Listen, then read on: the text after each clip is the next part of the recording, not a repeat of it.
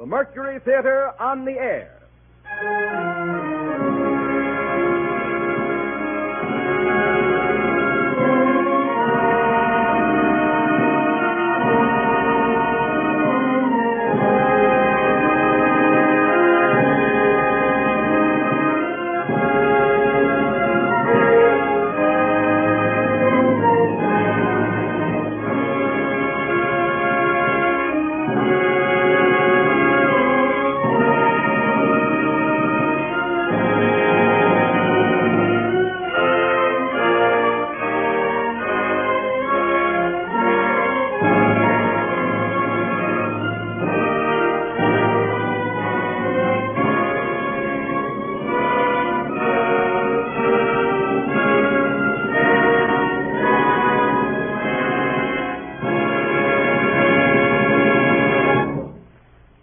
The Columbia Broadcasting System welcomes you to the 7th program in the distinctive series of weekly productions featuring Orson Welles and the Mercury Theater on the air. In addition to the coast-to-coast audience reached by the regular CBS stations, tonight's performance is being carried to our friends in Canada through the facilities of the Canadian Broadcasting Corporation. This evening, the Mercury Theater brings us The Affairs of Anatol by Arthur Schnitzler, with Orson Welles in the part of Anatol. And here is the director, star, and producer of these broadcasts, Orson Welles. Good evening, ladies and gentlemen. Arthur Schnitzler died in 1931, 6 years before Austria was finally erased off the map of Europe. He said once, speaking of a friend's death, "But a man is not really dead until all those who knew him and loved him are dead too." In a much deeper sense, this is true of a city. Vienna still lives today in the music and the words of the men who knew her and loved her. Not the city of ghosts and shadows that she had become since the war, but the flashing, imperial Vienna that she was at the turn of the century, when young Arthur Schnitzler, as a young man, gave up his medical practice to become her favorite writer. The Affairs of Anatol is Schnitzler's first and most popular work. Subsequently, he wrote plays, novels, and short stories. And almost every word he wrote is about the city in which he spent the 70 years of his life. The streets of Vienna, the parks, the Viennese woods. These are the places where Schnitzler is most at home. With a few deft touches, he can conjure up the old world charm, this easygoing, pleasure-loving spirit that is so typically Viennese. One can almost feel the cobblestones in the old and narrow streets. Hear the icy wind piping around the corner of the Stephanplatz. See the exquisite carved outlines of the Stephankirche melt into the snow. A few words. We see the Prater at night, bright with gaslight. The lines of carriages outside the theaters. The lovers under the willow trees along the Danube, among the distant waltzes. Here, in this brilliant, charming city, live the men Schnitzler has created for us. And here live the women who love, and for whom love and happiness are just half understood, enchanting melodies that drift on the wind, who never think of the future or the past, who live from moment to moment untroubled by the depth of their emotions, who carelessly receive and waste the fragments of happiness that fall to their lot. From among these people, Arthur Schnitzler spins his wistful, humorous, and tragic story, The Affairs of Anatol.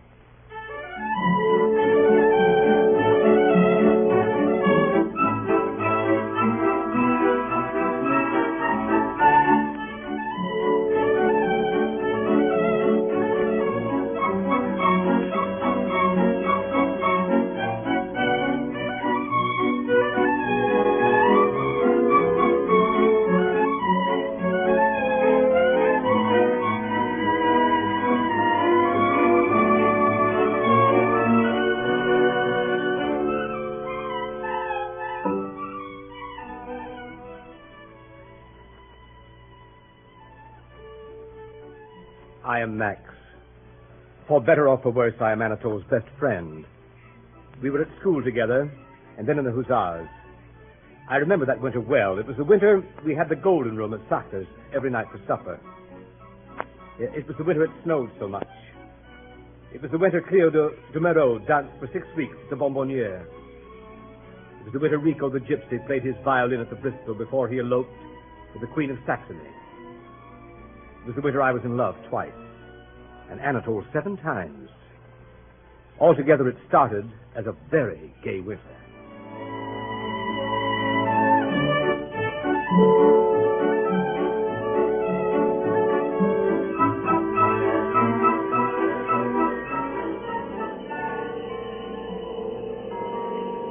Later that winter, something happened. Anatol began to behave very curiously. Now and then, people reported meeting him in the strangest places, in the snowy streets and beyond the ring at twilight, in little restaurants in the suburbs. And then, suddenly, it was Christmas Eve in Vienna, and there were wreaths and candles in the windows, and the shops in the Kirchnerstrasse were full of people buying presents for each other, and then hurrying home for dinner in the snow as the evening bells began to ring high up in the Staple Tower.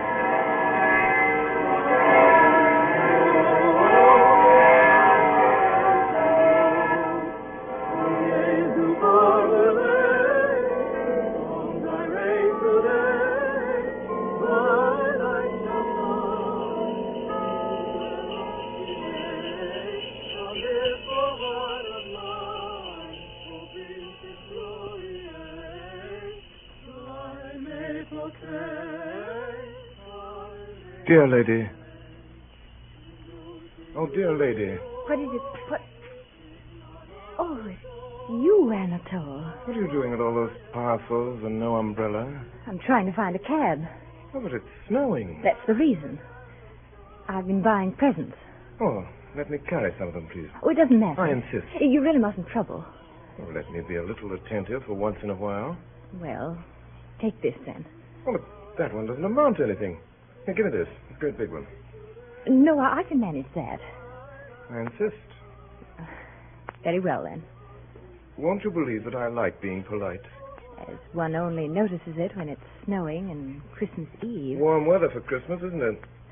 Very. Marvelous to see you at all. Not been to call once this year. Is that what you mean? Oh, haven't you? Fact is, I've not been anywhere much. How is your husband? How are the dear children? Why ask that? You don't in the least want to know. You read me like a book. It's such very large print. I wish you knew more of it by heart. Don't say things like that. They just spring from me. Give me back my parcel. Oh, now, don't be angry, please. Please, I'll be good. Oh, there's a cab. No, it's full. Oh, dear. Do say something. Say something? Say something I'm longing to. The censorship is so strict. You can tell me your news, can't you? It's ages since we met. What are you doing now? Nothing, as usual. Nothing? Rather less than nothing. Isn't that a pity? Why say that when you don't in the least care? You shouldn't take that for granted. If I'm wasting my life, whose fault is it? Whose? Would you mind telling me, dear lady? Give me back my parcel. I didn't imply it was anyone's fault in particular. I just wanted your valuable opinion. Idler. I'm not idling tonight. I'm as busy as you are. What with? I'm buying Christmas presents, too. Are you? If I could only find something worth buying. I've been looking at the shops for weeks. They haven't a notion among them. That's for the customer to supply. An idle person like you ought to be thinking out his presents all summer. Dear lady, how do I know in summer whom I want to give presents to at Christmas? So here it is. Only 2 hours before they light the candles and the Christmas trees. And I'm still empty-handed. Could I help? Dear lady, you're a darling. Now, don't take the parcels away from me. Why, I had no... Then I may call you a darling. Will you be quiet? I'm as quiet as can be. Where shall we go? What sort of a present shall we get? Who's it for? How shall I tell you? It's for a woman, of course. Didn't I say you could read me like a book? But what sort of a woman? Is it someone I know? Not at all. I think I know your taste. Something from the suburbs. Slim and blonde. Blonde? Yes, I'll admit that much. I might have known it. And don't sneer. Can she read you like a book? Heaven forbid. In the suburbs, I'm loved. In society, only understood. Now, you know... I really don't know what you're talking about. Now, look, here's a wonderful shop. This is just the place for you. Dear lady. Why, yes. Look in here. Little cases of scent in the window. One with 3 sorts. Patchouli, Jockey Club, Cherry Blossom. I'm sure that's the very thing. You're unkind. Wait a minute. Look at this window here. Brooches and things. Look at this pin here with 6 paste diamonds in it. 6. Oh, how sparkling. Or a bracelet with charms hung round. Or a long bead necklace. Quite savage. That ought to please in the suburbs. I'm afraid you know nothing about the suburbs. Oh, here, quick, look here. How perfectly charming. What do you think of that hat? The bow is too large, of course, and they put a few feathers too many. But it's adorable. That really would be a sensation in the suburbs. I think you probably underestimate the taste of the suburbs. It's so hard to be helpful. Make a suggestion yourself. You're waiting to laugh at it. I won't laugh. Tell me about her. I don't think I can. Of course you can. How long have you known her? Oh, Well, ever so long. don't be so difficult. Tell me all about her. There's nothing to tell. Oh, what nonsense. Where did you meet her? What's she like? What's her age? Is she short, or tall, dark, or fair? It'll only bore you. No, it won't. I've always wanted to know about that sort of person, what they're like. My dear lady, you'll never know. Why not? As long as you really believe that women you haven't called on don't really exist at all. But I want to learn better. Please go on telling me about your friend. You simply must know, must you? Certainly I must. What's her name? Louise. How did you first meet? How does one meet people? In the streets? The seaside? In a bus? Sharing an umbrella? Never mind how one meets people. How did you meet her? The girl we're finding a Christmas present for. I'm sure she's like nobody else. She's just as like every other girl of her sort as you were like every other woman of yours. Am I indeed? Oh, now don't be offended. Or as I'm like every other man of my sort. What is your sort? I, madam, I'm a toy philosopher. And mine? You're a married lady. And what's she? She's just a dear little girl. Then let's hear all about your dear little girl. It's not that she's so beautiful or so very smart. She certainly isn't so terribly clever. Never mind what she's not. Well, she has the soft charm of a spring evening, the grace of a fairy princess, and the soul of a girl who knows what love means. That sort of soul is to be found quite frequently in the suburbs, I believe. Dear lady. I'm sorry. I believe in your fairy princess. What sort of a castle does the princess live in? Can you imagine a fairy princess in anything but the smartest of drawing rooms? Thank you, I can. Because this one lives in a little dim room, very small, with painted walls, and a few Christmas numbers hanging about, and a white painted lamp on her table. You can see the sun set from the window, over the roofs, through the chimneys.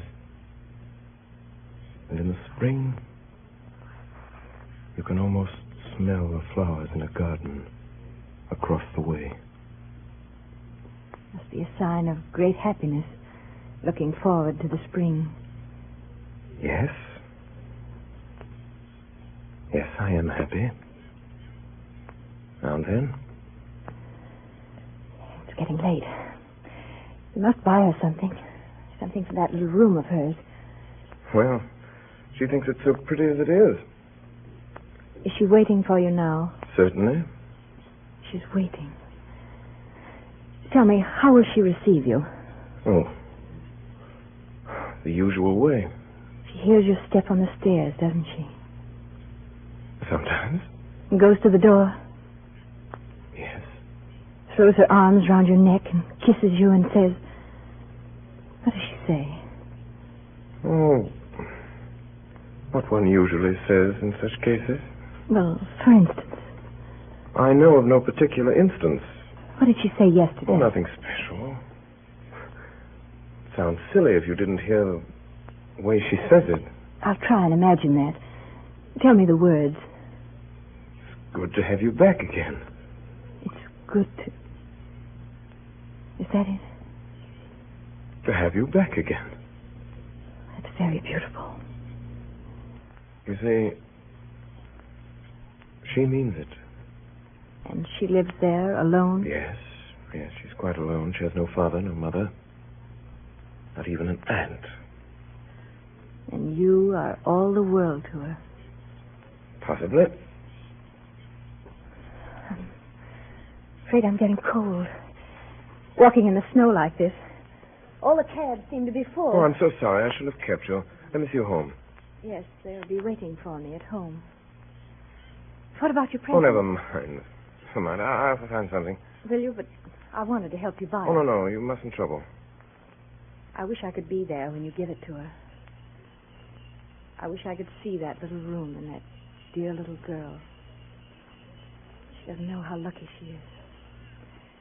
Oh, there's an empty cab now. Would you call it, please? Oh, why all this hurry all of a sudden? Please do as I say. All right. All right, dear lady. Cab! Cab! And give me my parcels. May I send her something? You? Take her these flowers. Will you give her a message as well? Of course. Promise. I promise. Why shouldn't I? This is the message. Yes? Tell her, these flowers, dear little girl, are from someone who might have been as happy as you, but who hadn't the courage. Goodbye, Anatol. Goodbye. Goodbye.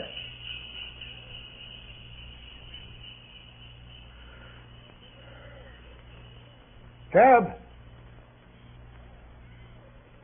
Cab. I say cab. Oh, cab.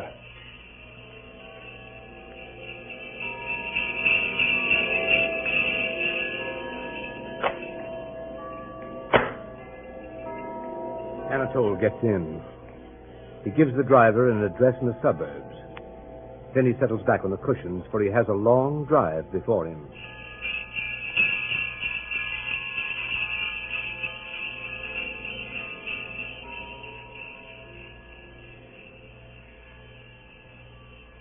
And soon the streets full of Christmas shoppers are left behind.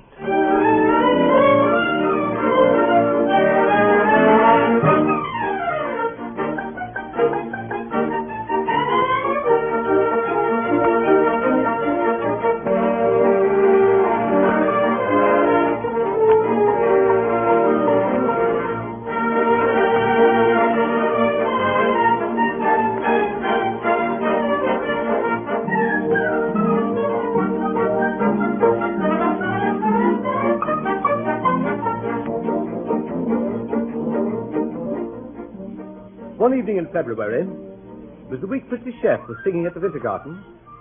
Anatol asked me to meet him for supper at Sartor's. The Golden Room had been reserved by an Hungarian duke with curly mustaches, but we had the Red Room on the second floor, with the gingerbread mirrors and the crimson plush. Anatol took a long time ordering supper that night.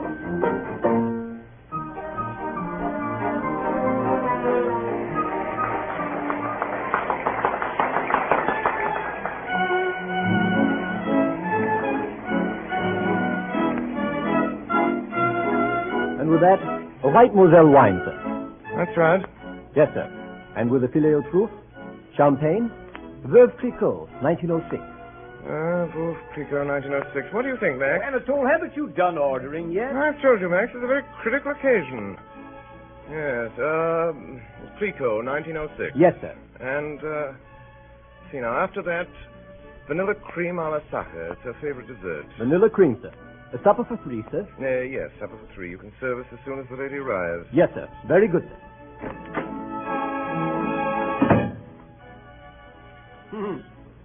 Suppose she doesn't turn up after all. It's only 10. Well, quarter after. Couldn't be here yet.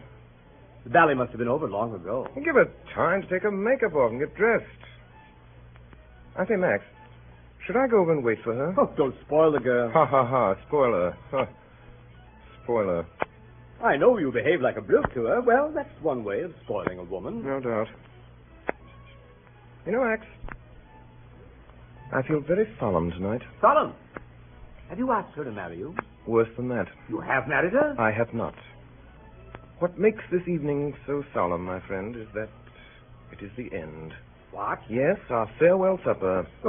What am I here for? You, my best and oldest friend, you are to be the undertaker to our dead love. Thank you. I shall have a very charming evening. All week I've been putting off this supper. You must have quite an appetite for this time. Oh, we've had supper every night, but I've never known how to begin the right words to use. I tell you, Max, it's nervous work. Do you expect me to prompt you? No, I expect you to stand by me, smooth things down, keep up quiet, explain. Then suppose you explain first. With pleasure. She bores me. I see. And there's someone else who doesn't. Yes. Ah. The other. The other... What type? Oh, no type at all, Max. Something quite new. Quite wonderful. You know, she makes me feel as I've never felt before. I can't describe her. She's like a Viennese waltz. Simple, sentimental, dreamy. A little blonde head, blue eyes. Can't you see? No, of course you can't. And how can I explain? If I take her a bunch of violets, she receives it with a tear in the corner of her eye. Try her with a bracelet sometime. I knew you wouldn't understand in the least. I should no more think of bringing her to a place like this with people like you. You know where she likes to go? Well, you don't. She likes to go to little, cheap, quiet places with flowered wallpaper and a phonograph in the corner. Yes, we've been to one every night this week. You said you had supper with me. Well, so I have. So I have 2 suppers every night this week. One with a girl I'm trying to win, the other with a girl I'm trying to lose. I haven't done either yet. Well, suppose you take Mimi to the little cheap restaurant and bring the new blonde here. That might do it. That shows how little you understand. Oh, such a child. If you'd seen her face when I ordered a bottle of wine. Tears in the corner of her eye. She simply wouldn't let me. What have you been drinking all week? Well, beer after 10. Such is life. Your life. But I've had enough of it. To a man with my nice sense of honor. My nice sense of honor, Max. I heard you the first time. If I go on much longer with this double life, I shall lose my self-respect. I remember telling Mimi, in so many words, soon after we met, when we swore that nothing should ever part us. Mimi, dear, I said, Mimi, whichever of us first discovers that our love is over, must tell the other. Quietly and calmly. Besides swearing that nothing should ever part you. Good. If I have said it once, Max, I have said it 50 times.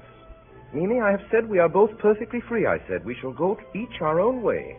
Calmly, Max, and quietly. Only remember, Mimi, I said, if there's one thing I can't stand, it's deceit. Then it ought to be quite easy to... Easy? I don't know. It comes to the point somehow I can't tell her. Oh, she'll cry, Max. I know she'll cry. And I can't bear that. Suppose she cries and I fall in love with her again. That wouldn't be fair to the other one. And if there's one thing you can't stand, it's deceit. And what do I do here tonight? Well, it'd be easier with you here, old man. Happy to oblige. How shall I start? Tell her she's better off without you? Is that what you want me to do? That's something of the sort. Tell her she won't be losing so much, Yes, Senator. Yeah, there are hundreds of better-looking men. Better looking, richer men? Handsomer, richer, and cleverer. I shouldn't exaggerate. Come in. The lady, sir. Sure in. This way, madame. Oh, so here you are. Yes. Here we are. Here we are. Let me take your wrap. You're a nice one, aren't you? I looked all over the theater. Good thing you hadn't far to come, wasn't it? You said you'd be there. You ought to be there. Hello, Max. Let's feed. Come in. What's he knocking for today? Well, you can serve supper now, Yes, waiter. Yes. You weren't out front tonight. No, I wasn't out Well, front. you didn't miss much. It was awful. Anatol, I've a bit of news for you. Have you, my dear? Have you? Important. Mm-hmm. Yes, it may surprise you a bit, perhaps. Well, I have a bit of news for you, too, my dear. Oysters, madame. Of course I want oysters. You needn't stay, waiter. We will ring. Well, my dear? I think perhaps it'll surprise you, Anatol. Though I don't see why it should. And then again, perhaps it won't. Shouldn't, really. Don't tell me they've raised your salary. Don't interrupt, Max. No, why should it? I say, are these English or Belgian oysters? Belgian. Oh, I Belgian. do like oysters. They're the only things you can go on eating and eating. Eating and eating and eating. That's what I always say. Well, this important news. Do you remember something you said once? I say so many things. Oh, I remember your saying it. You said, Mimi, if there's one thing I can't bear, it's deceit. Go on. Go on. Always tell each other the whole truth before it's too late. That's what you said. Yes, I'm... Anatol, suppose it is too late. What's that? Oh, it's all right. It isn't too late. I'm telling you in time. Just in time. Mimi, are you crazy? What's this? You stop staring at me and eat your oysters, Anatol, or I won't say a word. Confound the oysters. Eat! If you go on with what you were saying, I don't like these jokes. Now, didn't we agree that when the time came, we wouldn't make any fuss? And we'd tell each other quite calmly and quietly? Well, the time has come. Do you mean... Yes, I do, Anatol. This is the last time we have supper together. Would you mind explaining? All is over between us. Is it? Admirable. Nothing admirable about it. It's true. My dear Mimi, I'd like to understand. Has someone asked you to marry him? Oh, Anatol. I wouldn't throw you over for that. Throw me over. It's no use, Anatol. I'm in love. Madly in love. Max, shut up. There's nothing to laugh at, Max. Oh, never mind him. Now, Mimi, I think you owe me an explanation. Well, I'm giving it to you. I'm in love with somebody else. And I'm telling you straight out like you told me to. Calmly and quietly. May I inquire what sort of a low... No, my dear, don't be coarse. I demand to know. Oh, do ring the bell, Max. I'm so hungry. Hungry. Such a moment. Hungry. Well, remember, old man, this will be the first supper she's had tonight. Come in. What do you want? You rang, sir? Yes, bring the next course. Where's the wine, waiter? Where's the wine? Are you asleep tonight, waiter? Beg pardon, sir. The wine is on the table. No, the champagne. Very good, sir. Now then, you will please explain. Never take a man at his word. Sounded so nice when you said it. When we feel it's coming to an end, you said, say so. And we'll each go our own way, calmly and quietly. That's what you said. For the last time. Mimi, are you going to tell me? He calls this being calm and quiet. My dear girl, doesn't it occur to you that I have some right... Ooh! What wonderful wine. Drink it up. What's the hurry? You generally get it down quick enough. Oh, but it's goodbye to wine, too, Anatol. Maybe for years. Maybe forever. Oh? Why? No more Moselle for me. No more oysters. No more champagne. And no more filet au trou. It's all over now. Now then, who's the lucky fellow? If I told you, you wouldn't be any the wiser. Well, what sort of a chap is he? How'd you come across him? What does he look like? He's a perfect picture of a man. It's fine. Yes, that's fine. There'll be no more oysters for me. Yes, he said that. No more champagne. Confound it, there must be something else to tell about him besides the fact that he can't buy you oysters and champagne. Yes, that isn't what you'd call a professional. Oh, you make me sick. What do I care as long as I love him? I'm going to try throwing myself away for once. I've never felt this way about anyone before. Ever. Is he a clerk, Mimi? Is he a chimney sweep? Is he a candlestick maker? Don't you insult him. You tell us. He's an artist. What kind of an artist? A trapeze artist? He's a fellow artist of mine. Oh, an old friend, eh? You've been seeing a lot of him, eh? Do you think I'd be telling you if I had? I'm taking you at your word. I'm telling you about it now, before it's too late. So, you're in love with him? Yes. Oh! Do I know the fellow? I don't suppose you've ever noticed him. He's in the chorus, but he'll go far. When did this thing start? Tonight? That's not true. Oh, yes, it is. Tonight, I knew it was my fate. Your fate, Max. Her fate. Yes, my fate. Why not? Well, a thing like that is fate. Now, Mimi, I want to know the whole story. I have a right to know. Now, how long has this been going on? When did it begin? When had that fella the Yes, consummate I impudence... think you really ought to tell us. So, this is all the thanks I get for doing the straight thing. Give me some more champagne now. Haven't you had enough? What? When it's the last I'll get? For a week or so. Forever. I'm going to stick to Carl. I love Carl for himself alone. He won't bully me, the darling. Mimi, I want the truth. How long has this thing been going on under my very nose? How long, Mimi?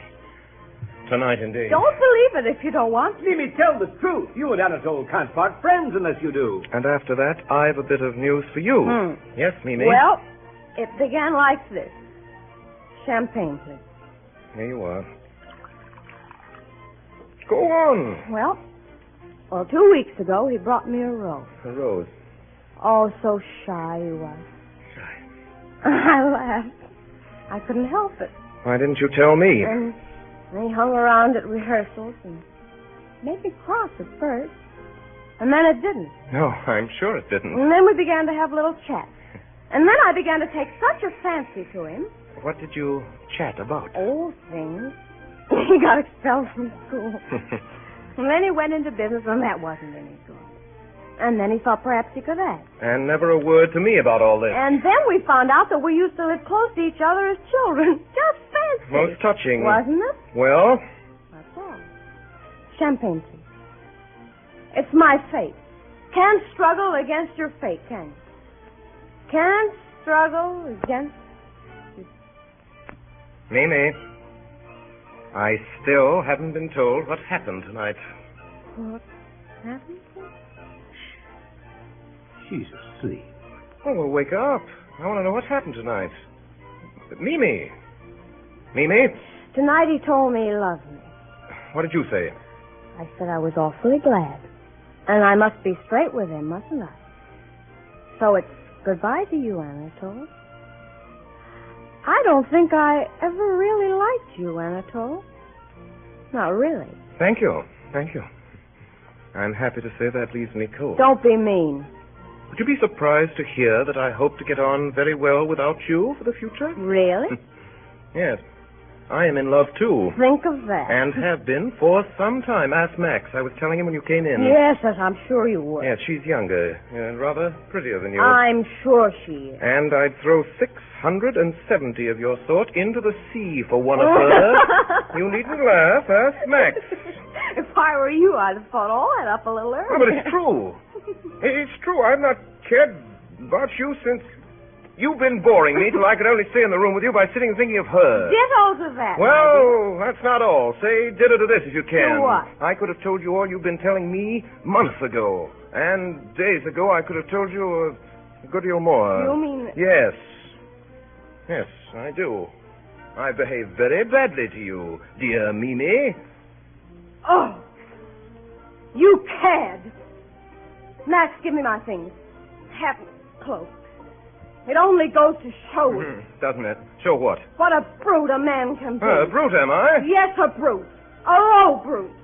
After all, I never told you that. What? Oh, never mind. Never told me what? I never would have told you either. Only a man could be so low. Beg pardon, sir. The dessert. Ooh! Vanilla cream.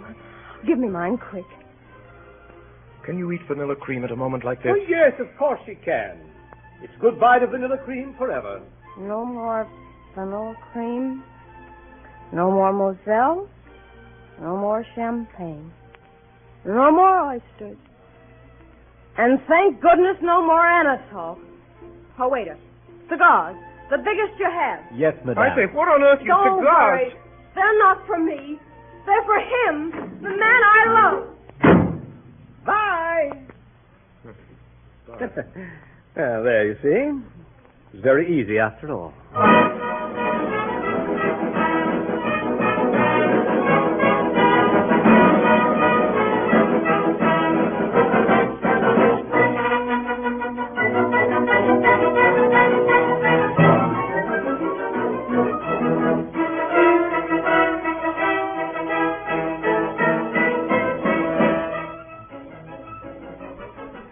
You are listening to the CBS presentation of Orson Welles and the Mercury Theater on the Air in Schnitzler's The Affairs of Anatol. The program will continue in just a moment. This is the Columbia Broadcasting System.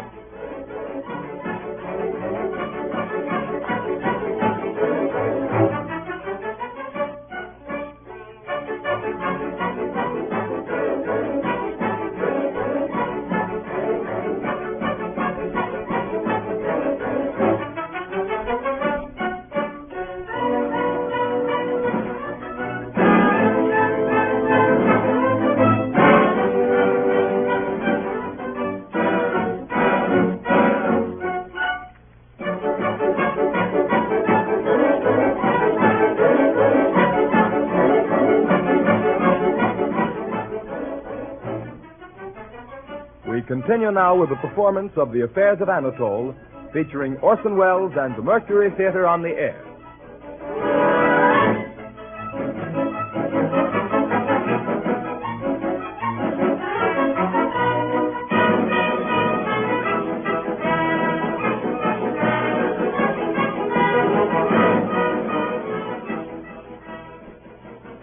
Now comes a sad day for the ladies of Vienna.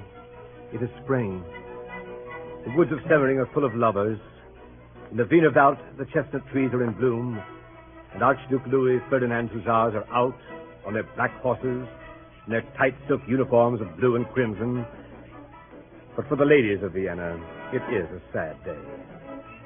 In his rooms on the Graben, the rooms they know so well, with the high molded windows and the shining floors, Anatol awakes for the last time.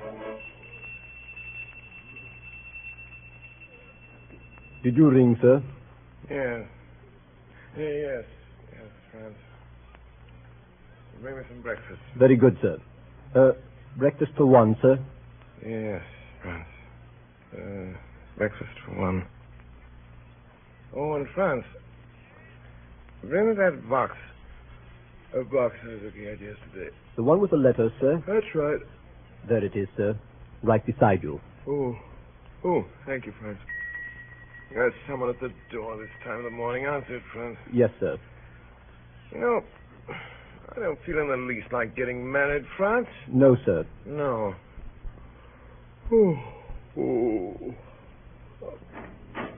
My dear fellow! Breakfast for two, Franz. Anatol, old fellow! Max, what are you doing here at 8 o'clock in the morning? Nearly 10. Well, what are you doing here at 10 o'clock in the morning? I say you're very jumpy. What's the matter? Yes, I am very jumpy. Not today. You shouldn't be jumpy. Oh? What is it you want? It's about this wedding. Oh, the wedding. You know your cousin Alma's one of the bridesmaids. About her bouquet. Well, what about it? I forgot to order it. I forgot to ask her what color she's wearing. What do you think? White or pink or blue or green? Certainly not green. Are you sure? You know Alma never wears green. How do I know? Don't shout. It's nothing to be excited about. You know what color she'll be wearing at your wedding this morning? Yes, pink or blue. Which? Who cares? Confound it, the bouquet's supposed to match. You order to. You can wear the other in your hair. That's a silly I'll joke. be making a sillier one in an hour or two. A cheerful bridegroom, I must say. What on earth have you got there, all those letters and things? Those letters and things are my past. Your what? My past. My dead and buried past. Yes, Max, I'm going to ask you to take care of it for me. Your past? Better burn it, I should think. I can't do that. Why not? Well, that's how I'm true to them. To all the women I've ever loved. You know, I never forget a single one, Max. I've only to turn over these letters and dead flowers and locks of hair. You'll have to let me come round to your place and turn them over occasionally, Max. And, back they'll come to me. I'll be in love with them all again. And I'll adore them as before. Yes, the idea being that you want to use my rooms as a meeting place with your dead love. Suppose there were some magic phrase, Max, that could force them all to appear. Call them back out of the utter nothingness. Well, let's think of a phrase. What about, my only love? Yes. Yes, my only love. And then they'd all come. One from a villa in the suburbs. One from her crowded drawing room.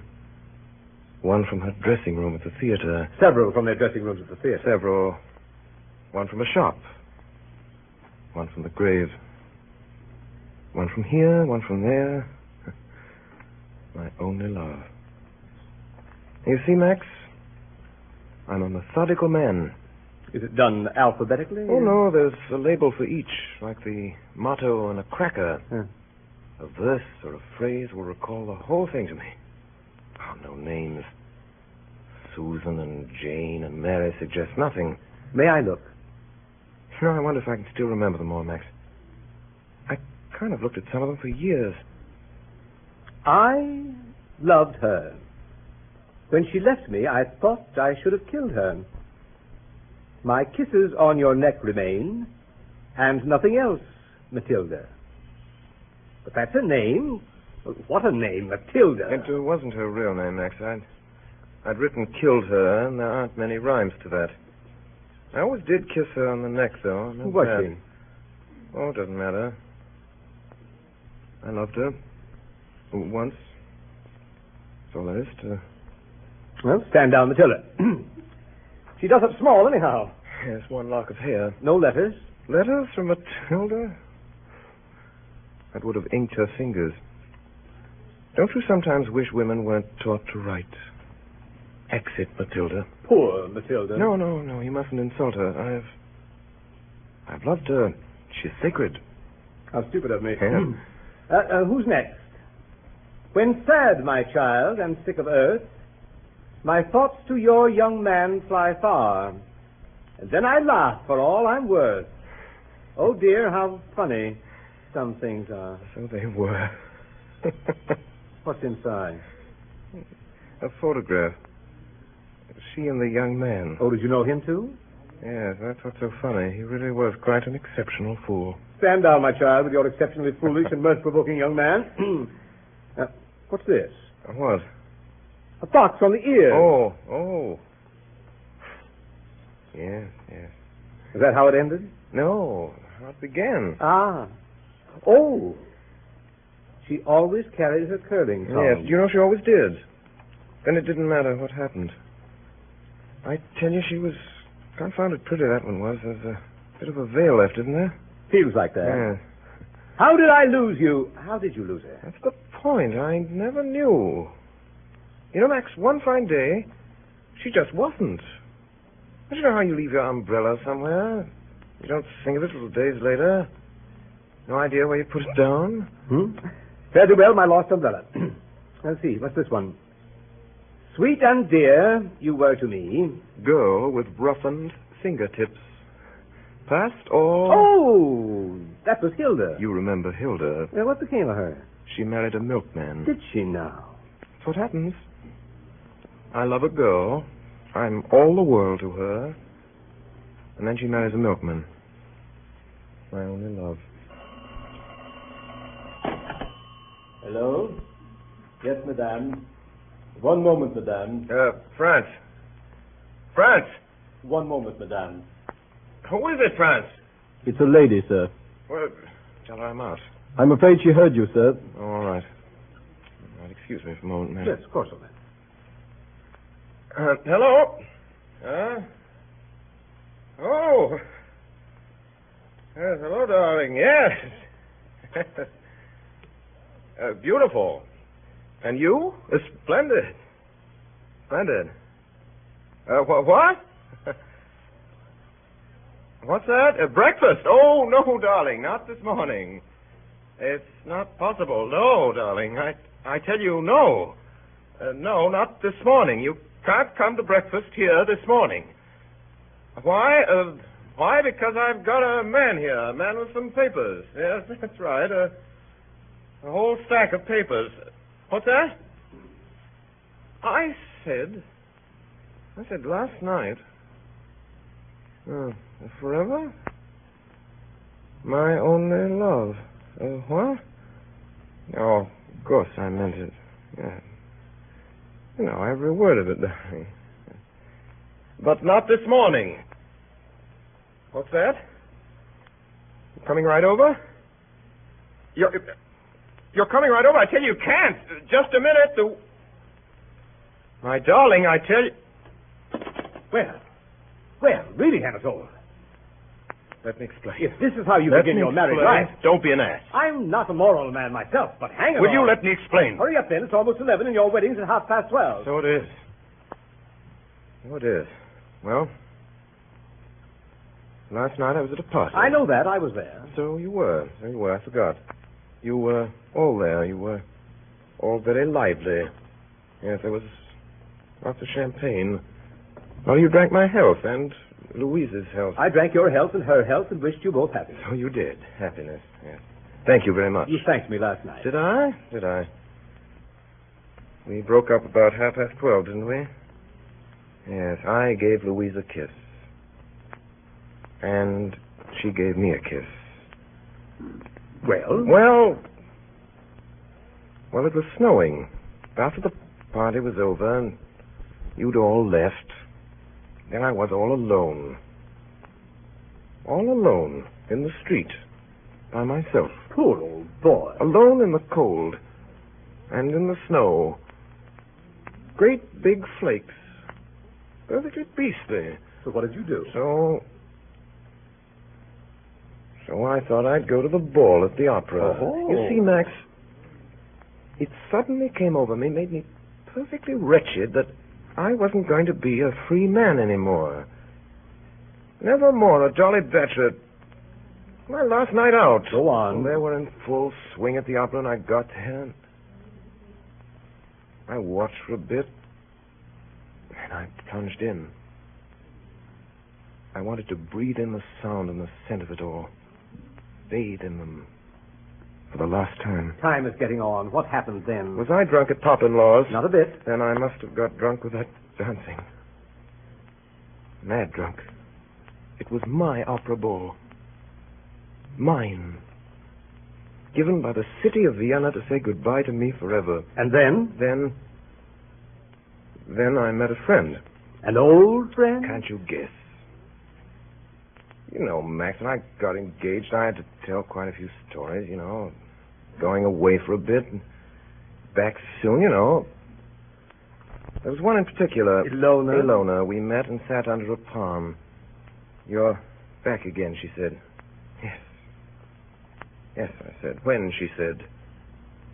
Not till last night. And why haven't you written? Where on earth you been? Far, far away, I said. But I'm back again. Do you still love me? I love you still. And don't I love you still? She said. We'll never be parted again, she said. Never, I said. The waiter brought champagne, and we were very happy. Well, I'm blessed. And now she's coming to breakfast. You know, looked at it in a certain light.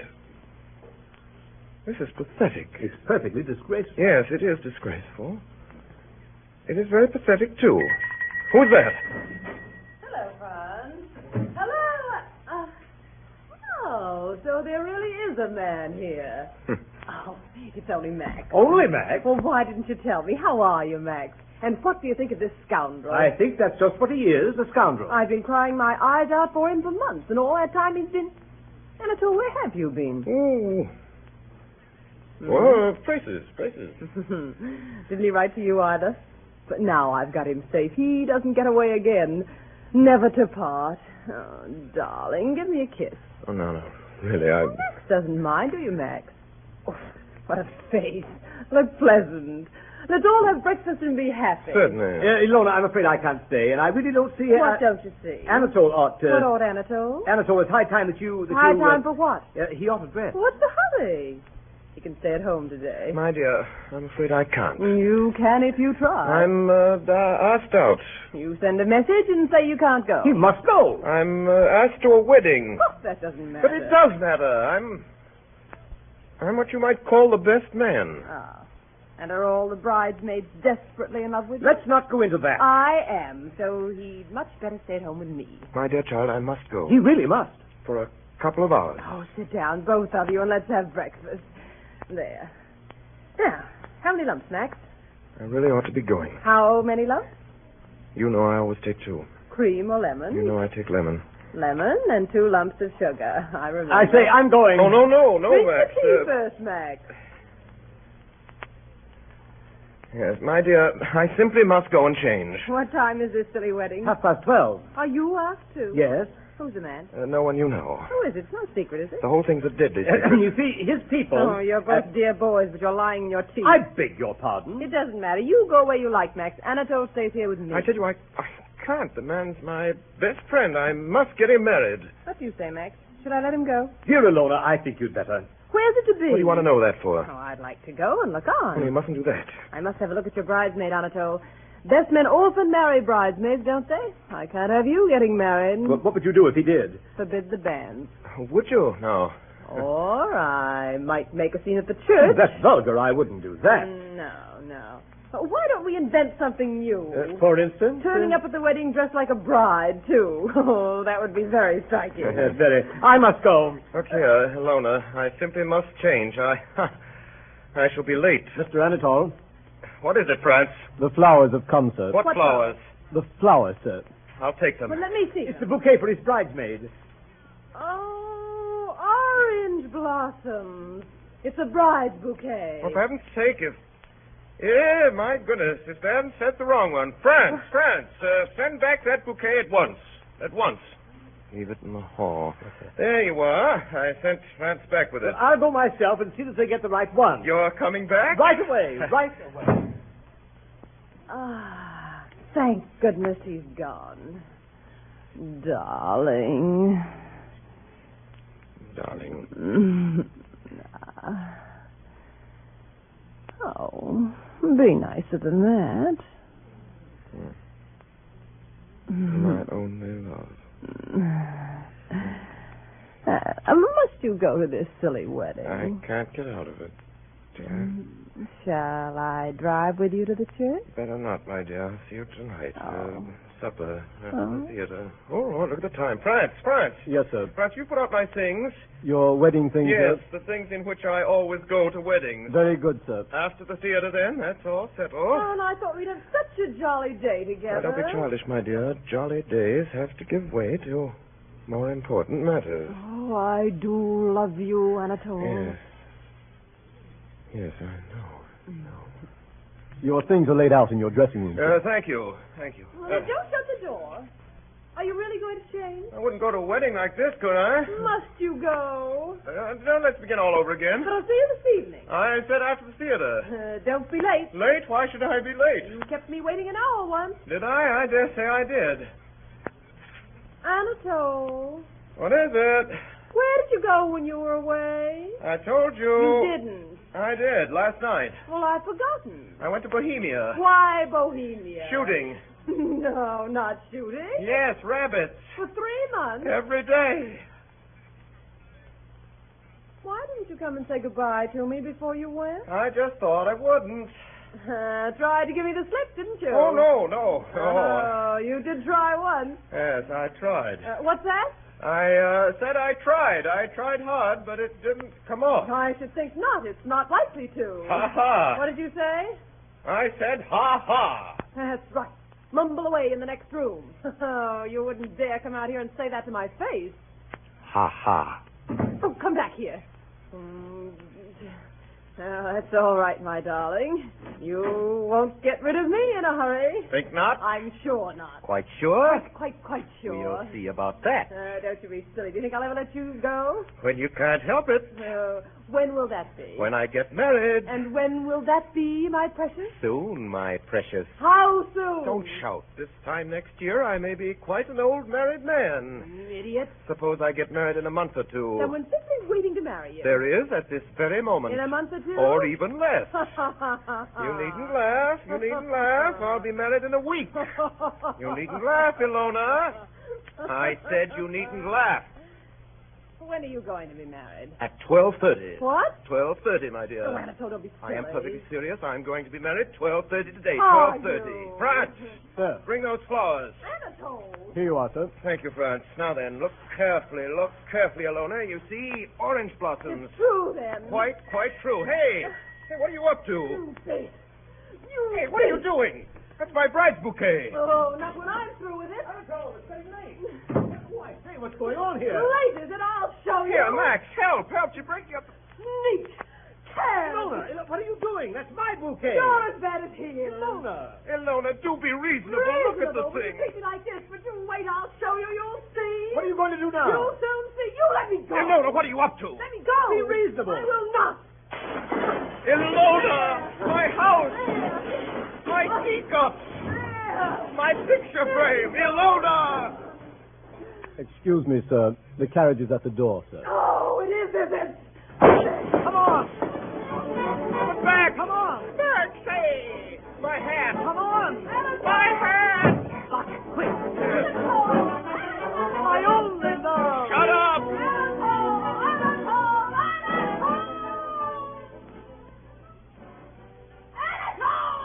I, Anatol, take thee, Louise, to be my lawful wedded wife, to have and to hold from this day forward, for better or for worse, for richer or for poorer, in sickness and in health, to love and to cherish.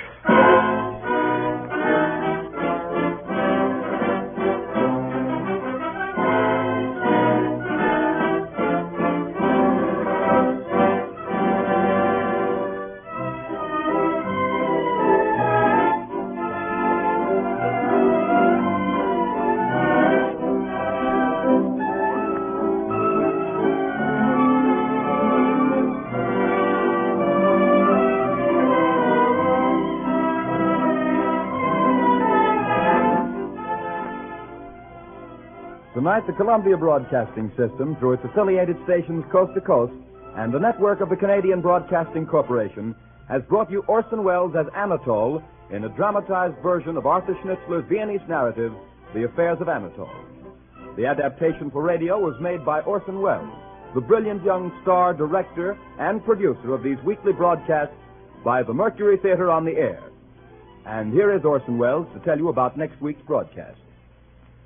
Ladies and gentlemen, first of all, I'd like you to tell you about the cast tonight. Gabrielle, the first of Anatol's three affairs this evening, is played by Miss Alice Frost. Mimi, she of the oysters and the champagne and the Moselle and the cigars, was Miss Helen Lewis. Ilona, who tried to ruin the wedding morning, was Miss Arlene Francis. France the servant was Mr. William Allen. And finally, Max was Mr. Ray Collins.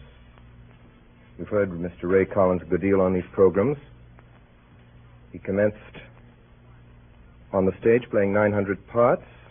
He has joined radio and has been heard in our series as the Sea Captain, Ben Gunn, Billy Bones, Frampton Nuttall, Bert, the man with the hooded eyes in 39 Steps, and goodness only knows what he'll play in The Count of Monte Cristo, which is next week's show. So tune in then, and until then, goodbye. Thanks, everybody, and good night.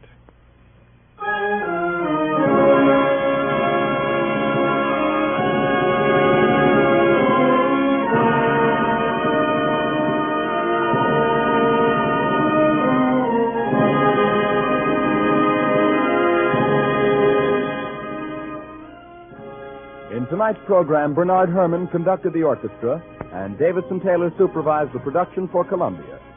Dan Seymour speaking.